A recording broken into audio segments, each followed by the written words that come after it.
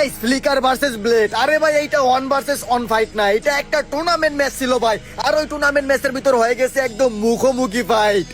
আরে মুখোমুখি ফাইটে ফ্লিকার দেখাইছে তার স্নাইপারের জাদু, আরে ব্লেডও কোনো দিক দিয়ে কম যায় না, সে দেখাইছে তার রাশিং স্কিল। আর এই ফাইটটা দেখার পর তোমরা এইটা বলতে বাধ্য হবা, ভাই এইটা কোন লেভেলের ফাইট ছিল, যেখানে দুইটা প্লেয়ারই আগুন ছিল।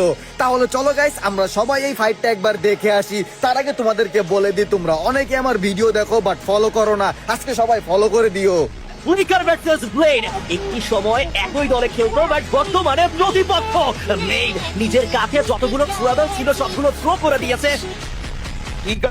ব্লেড বাড়ি আজকের লবির সব থেকে বেশি মজাদার ব্যাটেল এই মুহূর্তে আমরা দেখছি, এবং এই ঐতিহাসিক ব্যাটেলের আমার মনে হয় সাক্ষী হওয়ার জন্য আপনারাও প্রস্তুত আছেন। ব্লেড যদিও একটা শট কানেক্ট হয়েছেন, তার বডিতে অনেকটা ইনফ্লুয়েন্স করেছিল, এখন পর্যন্ত কেউই হার মানতে চায় না। তবে জোনের স্বভাব তো আমরা প্রত্যেকেই জানি, সুইং করবে খুবই দ্রুত, এবং জোনের এই যে সুইং করার ব্যাপারটুকু, প্রেশারের ব্যাপারটুকু অ্যাকচুয়ালি কতটা কাটাতে পারে টিমগুলোকে, প্লেয়ার গুলোকে, সেটাই এখন দেখা বাকি। যে ব্যাপারটুকু তুমি মেনশন করছিলে, আরডিএস একটা সময় একই টিমে খেলতো দুটো প্লেয়ার, তবে দেখো বাস্তবতা কতটা আসলে তিক্ত এবং কতটা মজাদারও বলা যেতে পারে। তিক্ত আমি বলবো না সেই জায়গায়, কারণ প্রতিনিয়ত আমরা নতুন নতুন সেই জায়গা থেকে আসলে সিচুয়েশন বা এনভায়রনমেন্ট সবকিছুর সাথে সাক্ষী হতে চলেছি এবং হচ্ছি প্রতিনিয়ত। তবে ব্লেড নিচে নেমে এসেছেন, ফ্লিকার কিছুটা পদ্ধতিতে হলো তাহলে পয়েন্ট করেছেন, শর্ট রেঞ্জ থেকে এগিয়েছেন ব্লেড, ফ্লিকারকে ডমিনেট করবেন, আউট দ্য বুয়া গোল।